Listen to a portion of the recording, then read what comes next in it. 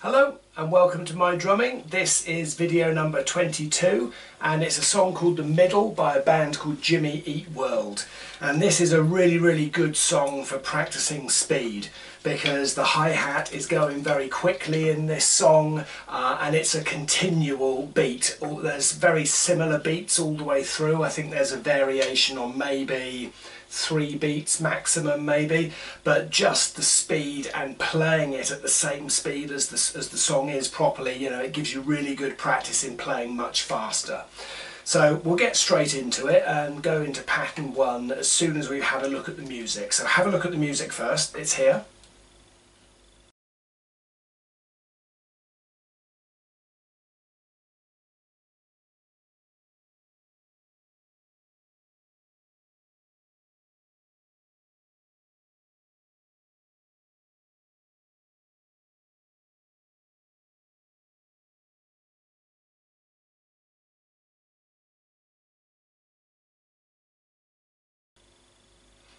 And now that you've seen the music, we'll move straight into pattern 1.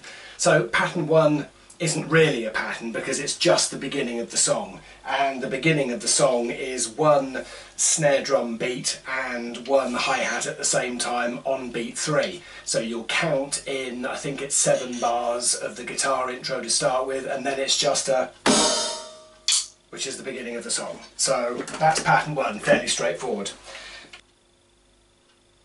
Now pattern 2 is the beat that is repeated a lot of times throughout the song, and as I mentioned earlier, it's fairly simple. It's not as complex as beats that we've covered in previous videos, but the speed of it is the thing that's quite tricky. So it's a 4-bar pattern, so we'll look at it in 2 lots of 8.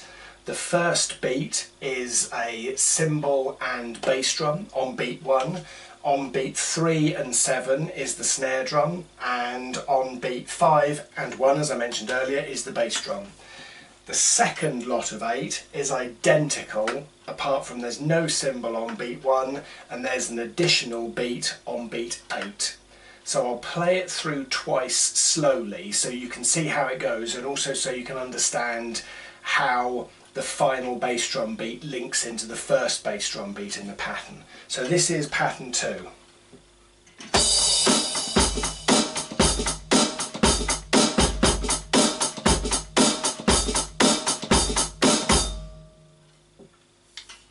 Now pattern 3 is identical, but there's just no cymbal at the beginning, so I won't bother playing that through.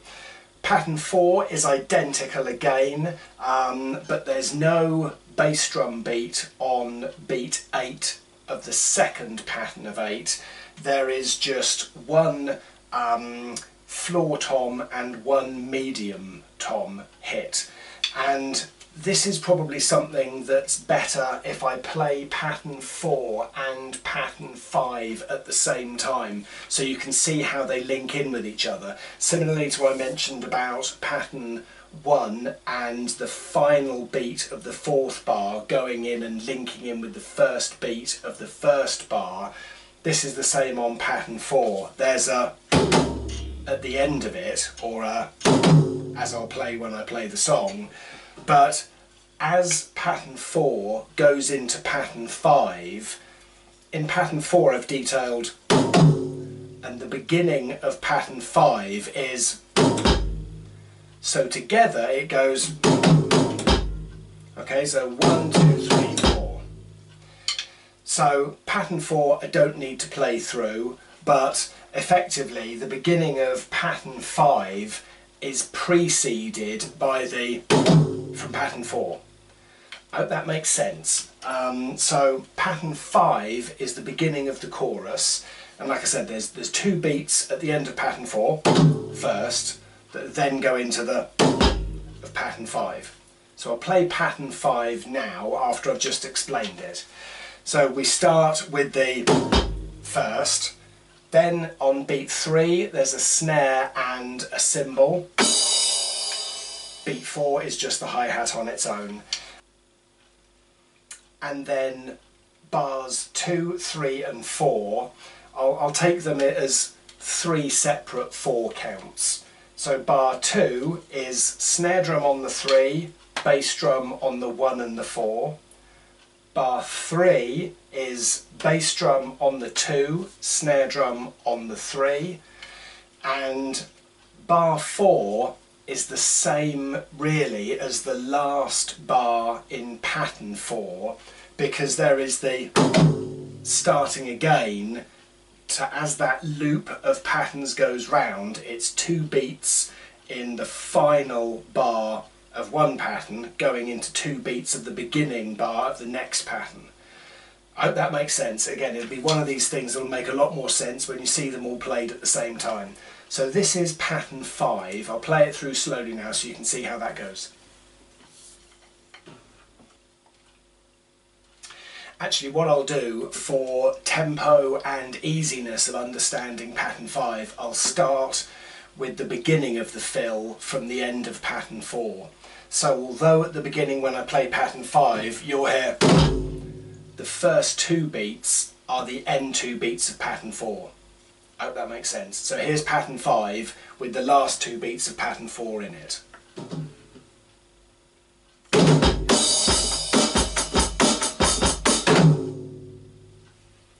So slower, it's this.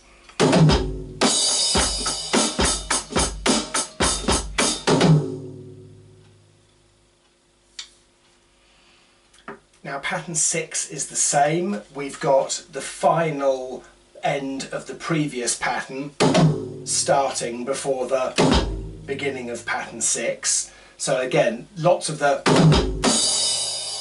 goes round and round in these patterns. So pattern 6 starts with that. Then there's limited bass drums throughout it. The bass drums come on the 1, the 5, and then the 1 of the final bar in, like the 4th bar in pattern 6. There's cymbal crashes to accompany the snares, and then there's triple snares at the end. So pattern 6 sounds like this. I'll play it through a bit slower than the actual song so you can hopefully keep up with it.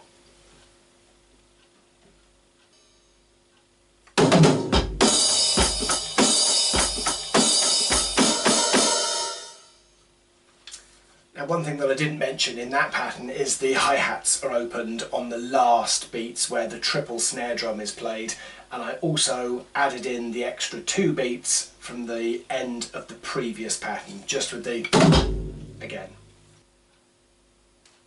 Pattern 7 is identical to pattern 5, but there's just less beats at the beginning, so I don't need to cover that through. Pattern 8 is very similar in the beginning to the previous patterns that we've played, with the coming in at the beginning, but it ends up going into a snare drum roll before the middle 8 and guitar solo comes in. So I'll play pattern 8 through now for you, again just with the final 2 beats from the previous pattern for consistency.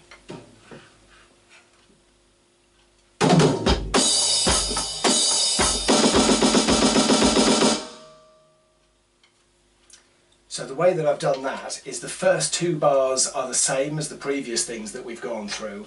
The last 2 bars are made up of 8 beats, but the first beat is hi-hat and bass drum, and then the remaining 7 beats are quavers on the snare drum. So slowed down it goes 1, 2, and 3, and 4, and 5, and 6, and 7, and 8. So the bass drum is coming in on every other quaver in pattern 8. Okay? Pattern 9 and 10 are the same as each other, but pattern 9 just starts with a cymbal crash. So I'll just play pattern 9 through and then pattern 10 so you can see those.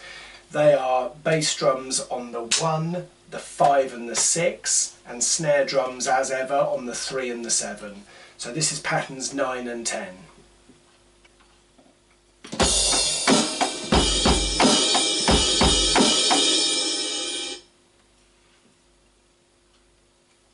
Patterns 11 and 12 come in the song one before the other one, but pattern 11 does appear once in the song earlier. So when I play them through for you to actually hear, I'll put them both together because that's how they appear in the latter half of the song together.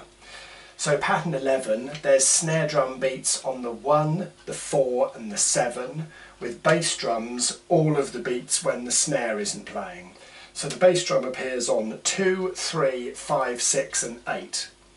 And pattern 12 is snare drums on 2, 5 and 7, with bass drums appearing exactly where the snare drum doesn't, so they're on 1, 3, 4, 6 and 8.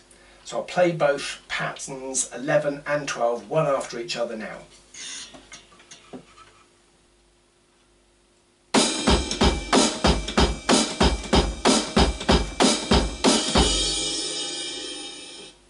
Okay.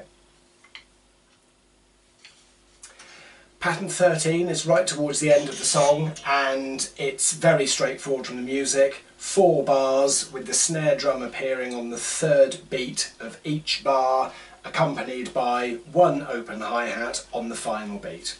So very simply it is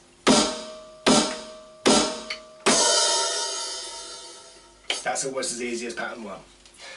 And pattern 14 is identical to one of the ones that we've played earlier, but just without the at the beginning of it, because it's got the triple snare drums at the end, so nothing that we have to go over again, I don't think. And pattern 15 is the final beat in the song, and that comes very similarly with patterns 11 and 12, but there's cymbal patterns thrown in. So there's a cymbal being played on beats 1 and 8, with the snare drum coming in on 3, 5 and 8, and the bass drum coming in on 1, 4, 6 and 7. So pattern 15 goes like this.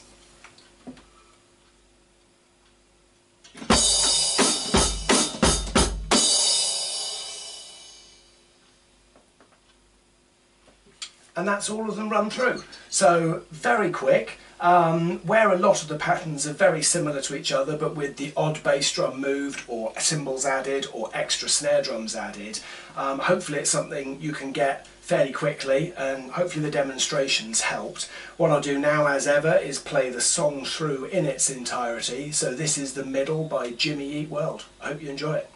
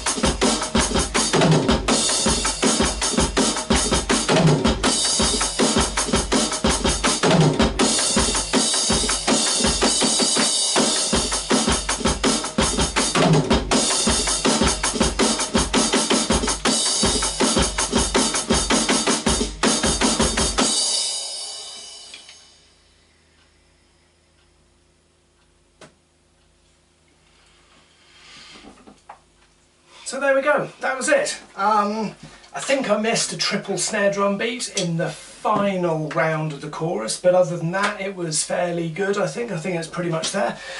Hopefully that helped. I couldn't hear exactly how all of the drums were sounding. I'm not sure if the hi-hat came out fully when it was opened or if some of the cymbals were a bit quieter. I might need to turn up some of the cymbals a bit in the next mix, but hopefully that was fine. Gives you an idea how it goes. Any questions as ever, please shout, and I'll see you in the next video. Cheers, bye bye.